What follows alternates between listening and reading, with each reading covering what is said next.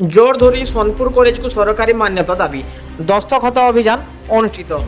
ସୋନପୁରର ସର୍ବପୁରାତନ ମହାବିଦ୍ୟାଳୟ ସୋନପୁର କଲେଜକୁ ସରକାରୀ ମାନ୍ୟତା ପ୍ରଦାନ ଦାବିରେ ଆଜି ସ୍ଥାନୀୟ ବିଜୁ ପଟ୍ଟନାୟକ ଛକଠାରେ ଏକ ଦସ୍ତଖତ ଅଭିଯାନ ଅନୁଷ୍ଠିତ ହୋଇଯାଇଛି। 1964 ମସିହାରେ ପ୍ରତିଷ୍ଠିତ ହୋଇଥିବା ଏହି ପୁରାତନ ମହାବିଦ୍ୟାଳୟକୁ ବ୍ୟାପକ ଅବହେଳା ତଥା ସରକାରୀ ମାନ୍ୟତା ପ୍ରଦାନ କରାଯାଇ ନଥିବାରୁ ଆଲୁମିନିୟମ ସଂଘ ପକ୍ଷରୁ ସରକାରଙ୍କ ପାଖରେ ବାରମ୍ବାର ବିଭିନ୍ନ ଉପାୟରେ ଦାବି ହେଉଥିବା ବେଳେ ସେପଟେ ଆସ୍ତେ ଆସ୍ତେ ବ୍ୟାପକ ଜନ ଅସନ୍ତୋଷ ବୃଦ୍ଧି ପାଉଛି।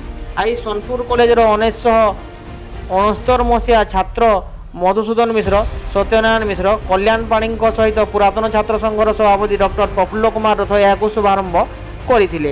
ଆଲୁମିନି ସଂଘର ଅନୁଷ୍ଠିତ କାର୍ଯ୍ୟକ୍ରମରେ ସମ୍ପାଦକ ଭାରତ ଭୂଷଣ ଦାସ, ସରୋଜ ପ୍ରଧାନ, ଶ୍ୟାମା ପ୍ରସାଦ ମିଶ୍ର, ସୁଧାଂଶୁ ମିଶ୍ର, ସୁଧୀର ପଣ୍ଡା, ଶାଶ୍ୱତ ମିଶ୍ର, ନିଶାନ୍ତ ମହାନ୍ତି, ଅଭିଷେକ ଶର୍ମା, ପ୍ରକାଶ ସାହୁ, ମନୋରଞ୍ଜନ ତ୍ରିପାଠୀ, ସ୍ୱରୂପ ପାତ୍ର, ଗୌରୀଶଙ୍କର ରଥ ପ୍ରମୁଖ ବହୁ ସଦସ୍ୟ ସାମିଲ ହୋଇଥିଲେ।